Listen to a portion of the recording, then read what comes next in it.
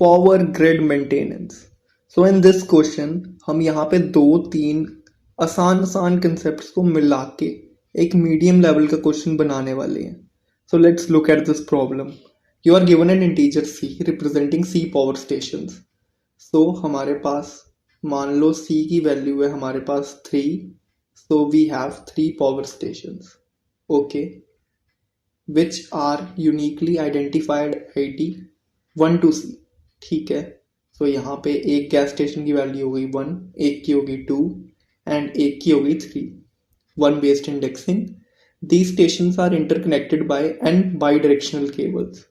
तो यहाँ पे n bidirectional cables की बात कर दी, दैट मीन्स ये केबल्स का मतलब एजेस है, एंड जो ये गैस स्टेशंस की बात कर रहे थे इसका मतलब वर्टिसेस है। So this is a graph problem. So यहाँ पे ग्राफ की प्रॉब्लम हमारे पास आ चुकी है मीडियम लेवल पे। सो ओके, हमारे पास कुछ पर्टिकुलर नोड्स होंगी जो कनेक्ट कर रही होगी, नहीं कर रही होगी, that is a separate thing. So अब उसके बाद इन्होंने कंडीशन दी है स्टेशंस दैट आर डायरेक्टली और indirectly connected forms a power grid. Stations that are directly और indirectly connected forms a power grid. तो पावर ग्रिड हो गई अगर अगर कोई दो नोड्स एक ही कंपोनेंट में है, then those two nodes form a power grid. That means कि पावर ग्रिड को कुछ भी नहीं, सिर्फ कंपोनेंट्स बोल रहे हैं। इफ हमारे ग्राफ में 3 कंपोनेंट्स हैं, that means it has 3 power grids. Okay, very clear. Initially all stations are online. Okay, ये एक सेपरेट पार्ट आ गया क्वेश्चन का। सबसे पहले अभी हमें जो यहां तक दिया है, यहां से हमें क्या पता चल रहा है? ठीक है, जो इतनी जगह हमें क्या पता चल रहा है कि हमें यहाँ पे ग्राफ दिया हुआ है, that means we have to make a adjacency list and then we have to play with components। so components से play करने के लिए हम use कर सकते हैं DFS का, और we can use BFS। so we can apply adjacency list plus DFS और BFS, और हम क्या कर सकते हैं, हम यहाँ पे DSQ यूनियन फाइंड लगा सकते हैं, और उस केस में हमें एडजेसेंसी लिस्ट बनाने की भी ज़रूरत नहीं पड़ेगी।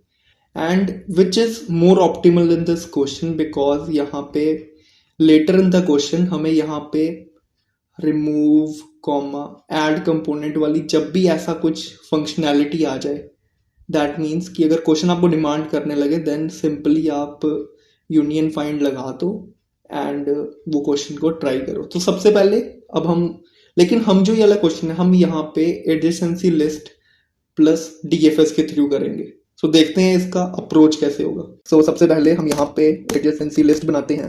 यहाँ पे for int i equal to 0, i greater than connection dot size and i plus plus. Now inside of which int पहली node equal to connections of I comma 0 and the second node is connection I comma 1. Now these two nodes are connected with each other, so we have to have u in v as well as v in u. So for that we would do atj of u dot pushback v and atj of v dot push back you. Okay, पर हमने ADJ structure नहीं बनाया, सो ADJ बनाने के लिए we would use map of int comma vector of int and its name would be adj list, right? So now we would perform DFS, and in DFS every time we have a node that is not visited in our DFS, that means it is of another component, hence we would store it separately। okay, so for int I equal to 0 से लेके I greater than total number of nodes which are equal to C, but since its numbering is from 1 to C, so we would do it like this, and now we would have I plus plus, and now we would just call if not visited If not visited, then not visited of C, then we would call DFS. Okay, now we have to create a visited array. So visited comma C plus 1 comma false, and it would be a vector of bool. ठीक है, until now everything looks fine. Now in DFS we would send our adjacency list, our visited, our current node. So our current node would be I, and we would send a vector that would store our current component. So we would say component, and here we would create a component vector of int component, and then we would push back that component into our different component. So component dot push back comp, and here we would create outside, we would create a component of vector comma vector int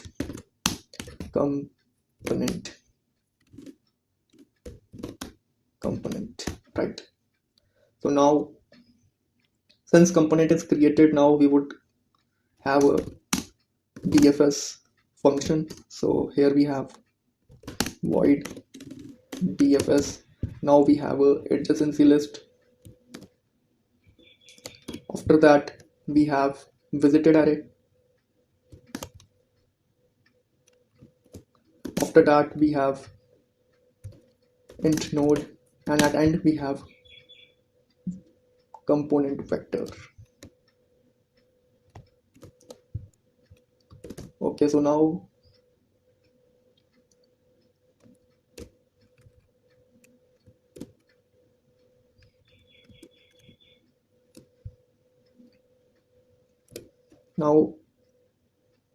firstly we have to mark this particular node as visited, and then we have to store it in our component vector. So push back, and we would store our node. After that we have to traverse its neighbor. So in order to traverse its neighbor, we would use adjacency list of node, and there we would have if it is not visited of neigh, then we would just call DFS, where we would have our adjacency list visited. In place of node we would have neighbor, and we have our component. And finally when it would return, we would get our one component, and when this loop runs we would get our all the components. Now since हमारे पास components आ चुके हैं, हमारे पास मान लो अगर हमारे पास 3 components है different, तो हमारे पास वो 3 different components वेक्टर की आई साइड पे आ चुके हैं, और जे साइड पे उसके अंदर जो एलिमेंट्स हैं वो रिप्रेजेंट करता है. लाइक फॉर एग्जांपल अगर हमारा जो ग्राफ है वो कुछ इस टाइप का है, ठीक है. सो इसका यह मतलब है कि जो हमारा पहला कंपोनेंट है, पहले कंपोनेंट के अंदर 3 कंपोनेंट है, जो हमारा दूसरा कंपोनेंट है उसके अंदर सिर्फ एक ही नोड है, जबकि जो हमारा तीसरा कंपोनेंट है उसके अंदर 2 नोड्स हैं. तो यहाँ पे हमने एक किस्म का, अगर हम देखा जाए, हमने क्या किया है, यहाँ पे हमने एक मैपिंग क्रिएट कर ली है which is from a component ID two nodes. अगर हम यहाँ पे जो 1 2 3 है इसे हम कंपोनेंट आईडी कंसिडर करें, which is this is component ID. So अगर हम इसे कंपोनेंट आईडी कंसिडर करें तो हमने कंपोनेंट आईडी और नोड्स की मैपिंग क्रिएट कर ली है. नाउ इससे हमें क्या फ़ायदा मिलेगा, the question is that. But before that हमने क्वेश्चन ही पूरा रीड नहीं किया था, तो पहले क्वेश्चन पूरा रीड कर लेते हैं. Initially all stations are online operational. ठीक है, इनिशियली ऑल स्टेशंस ऑनलाइन है, एंड देन हमें एक 2D एरे क्वेरीज दे दी है जिसके अंदर 2 टाइप की चीज़ हो सकती है, या तो 1, या तो 2, और 2, में क्या होगा, स्टेशन ऑफलाइन चला जाएगा. दैट मीन्स कि ये जो ऑनलाइन ऑपरेशनल वाली चीज़ है इनिशियली सारी ऑनलाइन है, और उसके बाद वो ऑफलाइन हो सकती है क्वेरी प्रोसेसिंग के दौरान. तो यहाँ पे हमें एक और डाटा स्ट्रक्चर क्रिएट करना पड़ेगा जो कि होगा ऑनलाइन. ओके, और ऑनलाइन क्या होगा, ये एक वेक्टर होगा जिसमें जो स्टार्टिंग की जितनी भी वैल्यूज़ है वो ट्रू में होंगी, और ये क्या होगा, ये 0 से लेके C+1 तक जाएगा. राइट, ये 0 से लेके C+1 तक जाएगा, और इनिशियली इसकी वैल्यू ट्रू होगी. जैसे हम क्वेरी को प्रोसेस कर रहे हैं और बाय चांस हमारा यहाँ पे आ गया 2 से हमारा डिलीट हो रहा है तो 2, x। तो अगर हमारा 2, x आ गया और x की वैल्यू हमारी फर्स्ट इंडेक्स हुआ, तो क्योंकि हमारा फर्स्ट इंडेक्स ये है, सो यहाँ पे जो ये ट्रू है ये हमारा फॉल्स हो जाएगा। ठीक है, सो हमने एक ये यहाँ पे वेक्टर बनाना है, तो अब ये भी बना देते हैं हम अपने कोड पे। तो ठीक है, यहाँ पे हमारे पास होगा वेक्टर ऑफ बूल जो कि हमारा रिप्रेजेंट करेगा ऑनलाइन को, जो कि होगा C+1 से लेके और स्टार्टिंग में उसकी वैल्यू ट्रू होगी। ठीक है, until now we are going very good और हम ये वाली कंडीशन इजीली हैंडल कर लेंगे, है ना। ये वाली कंडीशन तो हैंडल हो जाएगी। अब ऊपर वाली देखते हैं 1, x। इसमें क्या बोला हुआ है हमें, इसमें बोला है a maintenance check is required for station x station is online, it can resolve the check by itself. If the station X is offline, the check is resolved by the operational station with the smallest ID in the same power grid as X. If no operational station exists, return -1. तो simple सी बात है, if else है कि अगर हमारा if हमारा जो 1, x हमारा जो 1, x है, अगर वो ऑनलाइन है, ठीक है। सबसे पहला केस कि अगर हमारा जो x है वो ऑनलाइन है, उस केस में क्या होगा, रिटर्न कर दो, उसी x को रिटर्न कर दो। ओके, अगर बाय चांस दूसरा केस है कि हमारा जो x है वो ऑफलाइन है, ठीक है। अब x हमारा ऑफलाइन है, उसके अंदर भी हमारे दो केसेस आ रहे हैं। क्या क्या दो केसेस हैं वो, सबसे पहला केस आ गया कि तो क्या क्या दो केसेस हैं, सबसे पहला केस आ गया कि जो हमारा ऑफलाइन तो है, साथ में जो हमारे कंपोनेंट के अंदर जितनी भी चीज़ें हैं, कंपोनेंट के अंदर जितनी भी चीज़ें हैं वो सारी भी ऑफलाइन है या तो प्रेजेंट नहीं है, या तो ऑफलाइन है या तो प्रेजेंट नहीं है। सो उस केस में हमारा -1 रिटर्न होगा। ठीक है, ये दोनों चीज़ें तो हम इजीली कर सकते हैं, बट यहाँ पे अब हमारी जो तीसरी चीज़ आ रही है दैट इज मोस्ट इम्पॉर्टेंट। तो तीसरी चीज़ क्या बोलती है, तीसरी चीज़ बोलती है कि अगर हमारा सिस्टम ऑफलाइन है तो जितने भी कंपोनेंट्स उससे, मतलब जितनी भी नोड्स उससे डायरेक्टली और इनडायरेक्टली कनेक्टेड है, मतलब जो भी वो नोड में एग्जिस्ट करता है, उसका जो सबसे स्मॉलेस्ट ऑनलाइन कंपोनेंट होगा, जो सबसे स्मॉलेस्ट ऑनलाइन कंपोनेंट ही नोड, जो सबसे स्मॉलेस्ट ऑनलाइन नोड होगी, हमने उसको रिटर्न करना है। ओके, कंपोनेंट की सबसे स्मॉलेस्ट ऑनलाइन नोड, उसको हमने रिटर्न करना है। सो अब हम कैसे करेंगे ये, सबसे पहले तो यार सिंपल सी बात है, जो ये वाली चीज़ है, जो हमारा ऑनलाइन अगर नहीं है वो हम इस ऑनलाइन वेक्टर के थ्रू कर देंगे। जो हमने एक बूल वेक्टर बनाया है इसके थ्रू हम सॉल्व कर देंगे, और हमारे पास मैपिंग पड़ी हुई है CID और नोड्स की। ठीक है, अब मान लो हमारा एक ऐसा केस मान लो कि जो हमारी नोड आई है दैट इज ऑफलाइन। ठीक है, अब हमारी नोड ऑफलाइन है, सो उस केस में हमें क्या करना पड़ेगा, हमें सर्च करना पड़ेगा कंपोनेंट के अंदर, है ना।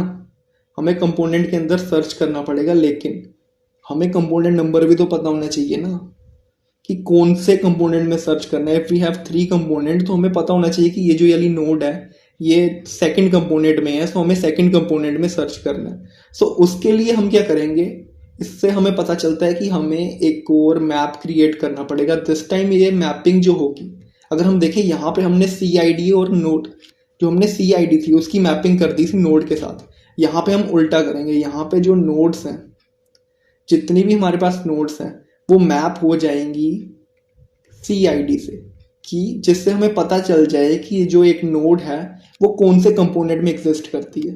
एंड जैसे ही हमें पता चल गया कि वो कौन से कंपोनेंट में एग्जिस्ट करती है, वैसे ही हम क्या करेंगे, वैसे ही हम उसके अंदर सर्च करेंगे, वैसे ही हम उसके अंदर सर्च करेंगे। सो अगर बाय चांस कंपोनेंट है 2, 3, 4, ये हमारा कंपोनेंट है फॉर एग्जांपल, एंड हमें बोला हुआ है कि हमें सेकंड नोड दी हुई थी एंड ये ऑफलाइन है तभी हम यहाँ तक पहुँचे हैं। तो अगर ऑफलाइन है तो अब हम इसके अगली वैल्यू चेक करेंगे, फिर उसकी अगली वैल्यू चेक करेंगे, और जैसे ही कोई वैल्यू ऑनलाइन आ गई वैसे ही हम रिटर्न कर देंगे वो वाली वैल्यू। बट अगर हमें वैसे ही रिटर्न करना है तो उसके लिए हमें श्योर होना पड़ेगा कि वो सबसे स्मॉलेस्ट वैल्यू है। एंड ये श्योरिटी हमें कैसे आएगी? ये श्योरिटी हमें आएगी अगर हम जितने भी कंपोनेंट्स हैं, जितने भी हमारे पास कंपोनेंट्स हैं, अगर हम उसे सॉर्ट कर दें, सो एवरी टाइम जो भी हमारे पास ऑनलाइन होगा, जो भी हमारे पास ऑनलाइन होगा वो हमारा यहाँ पे आ जाएगा, राइट? ठीक है, दैट इज गुड। सो अब हम कोड करके देखते हैं कि अब यहाँ पे क्या प्रॉब्लम आ रही है। ये क्रिएट कर लेते हैं हम यहाँ पे। तो हमें क्रिएट करना है जो हमारा कंपोनेंट नंबर है उसको हमने मैप कराना है हमारे सी गैस स्टेशन से, सी गैस स्टेशन से, ठीक है। सो सी गैस स्टेशन से हमें मैप कराना है, लेकिन उसके लिए हमारे पास पहले कंपोनेंट नंबर और उसके कॉरस्पॉन्डिंग नोड्स होनी चाहिए, राइट? या राइट, उसके कॉरस्पॉन्डिंग हमारे पास नोड्स होनी चाहिए।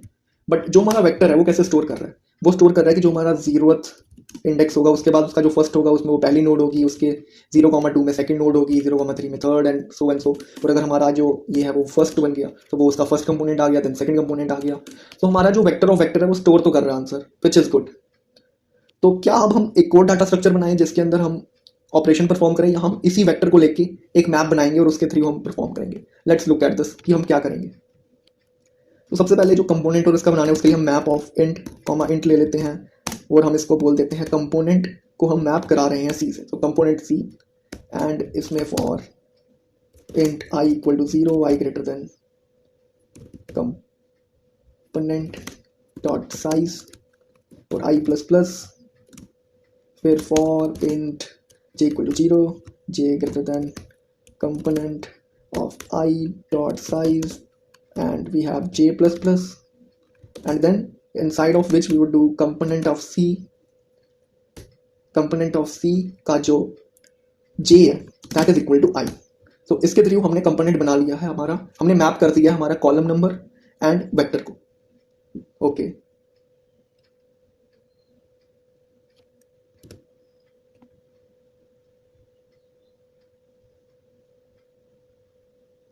नाउ अब हम एक केस डिस्कस करते हैं कि अब हमारे पास एक ऐसा मैप है जो हमें कंपोनेंट और नोड को मैप करके देता है, एंड हमारे पास एक ऐसी वेक्टर की स्टोरेज है जिसके अंदर हमारे सारे कंपोनेंट्स पड़े हुए हैं।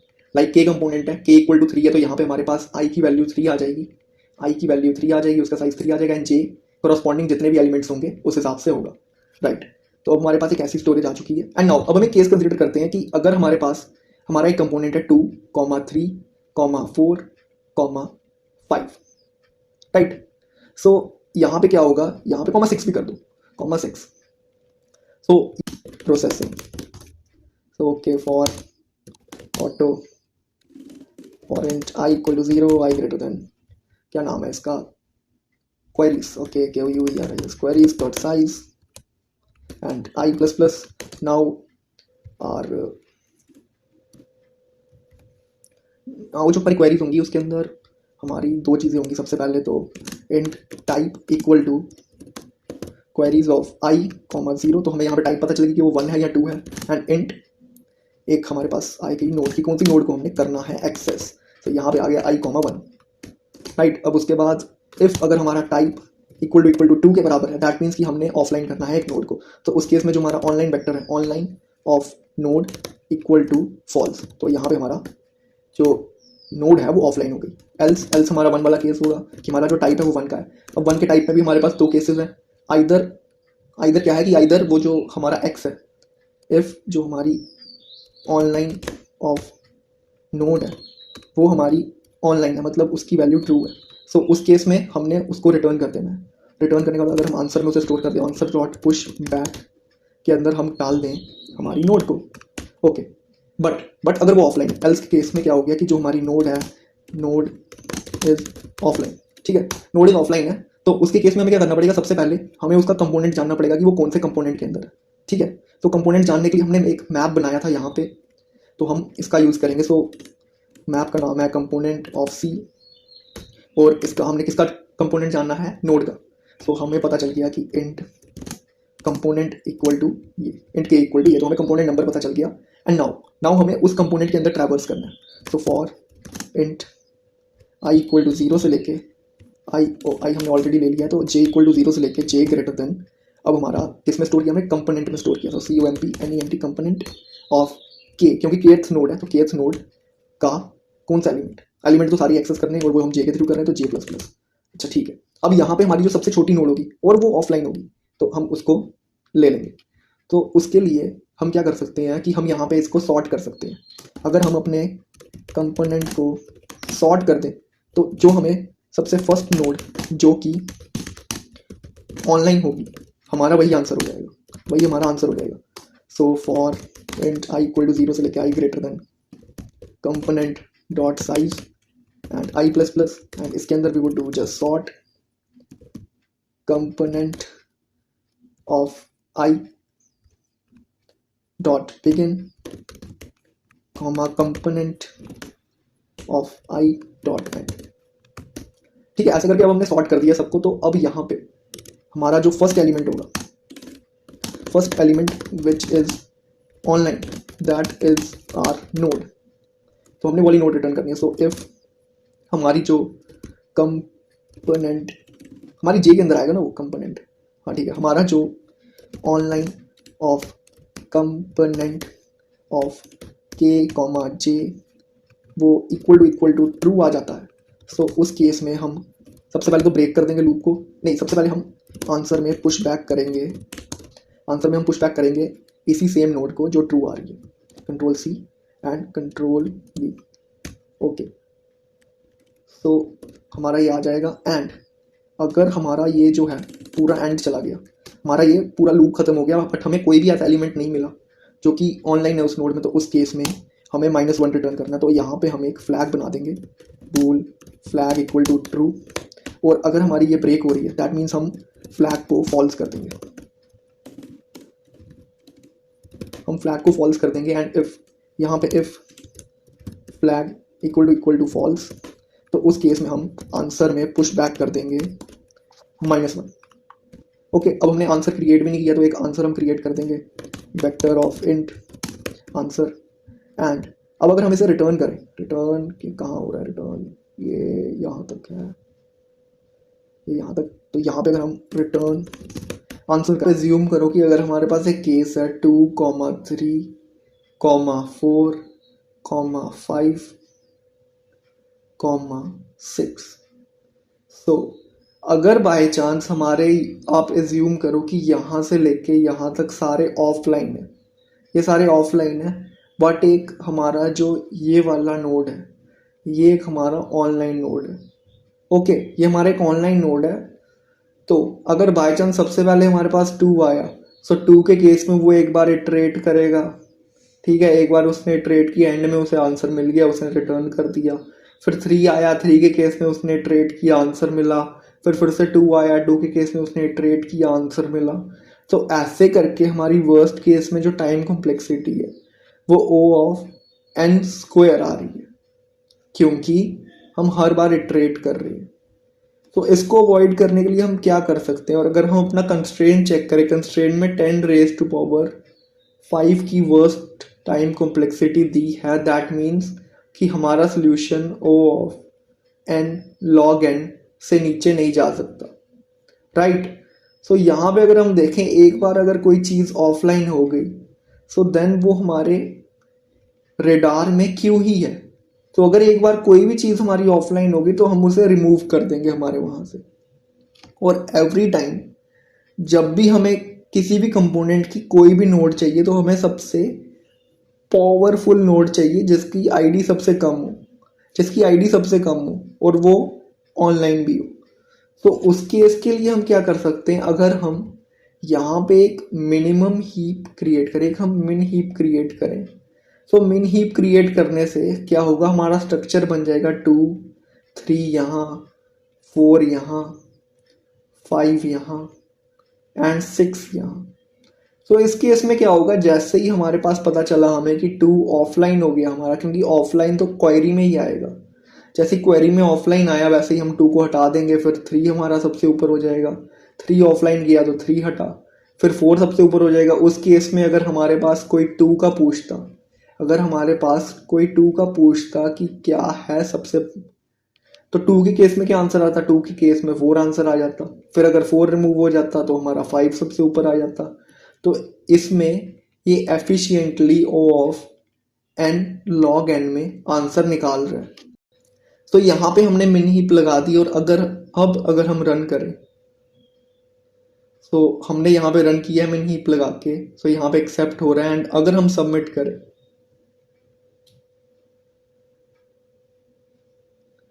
तो ये क्वेश्चन एक्सेप्ट भी हो रहा है। सो यहाँ पे हमें कैसे इंट्यूशन आई कि हमें यहाँ पे मिन हीप लगाना है, क्योंकि हम अपनी बार बार मेमोरी वेस्ट कर रहे थे एक ही जगह में इटरेट करके। अगर हमारा 2 भी, अगर हमें 2 कोई पूछ रहा है तब भी हमारा आंसर 6 है, अगर हमें 3 कोई पूछ रहा है तब भी हमारा आंसर 6 है, 4 है तब भी 6 है। लेकिन उसके केस में हम हर बार एक लूप में इटरेट कर रहे हैं, तो हम उसको अवॉइड करने के लिए हम सीधे इसको एक मिनिमम हीप में, एक मिन हीप में स्टोर कर देते हैं। और मिन हीप में स्टोर करने की वजह से ये हम O ऑफ 1 में लुकअप कर सकते हैं।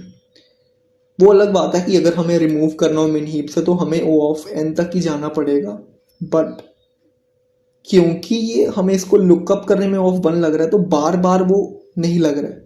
समझो, अगर बाय चांस आपके पास एरे है और आप एरे में एलिमेंट रिमूव करोगे तो मैक्सिमम टाइम कॉम्प्लेक्सिटी आपकी कितनी आएगी, O ऑफ n। ओके, पर अगर आप एक लूप में इटरेट करते जाओगे तो कितनी टाइम कॉम्प्लेक्सिटी आएगी, O ऑफ n स्क्वायर। पहले केस में just O of n plus हो रहा है जो हमारा रिमेनिंग टाइम कॉम्प्लेक्सिटी है उससे, जो कि O ऑफ n है, तो वो ओवरऑल O ऑफ n ही बना रहा है। वेयर एज ये वाले केस में जो हमने पहले सोल्यूशन बनाया था उस केस में वो बार बार इटरेट कर रहा है, जिसकी वजह से जो हमारा सोल्यूशन है वो O ऑफ n स्क्वायर का बन रहा है। सो ये क्वेश्चन लीड कोड के कॉन्टेस्ट में आया था and it was marked medium.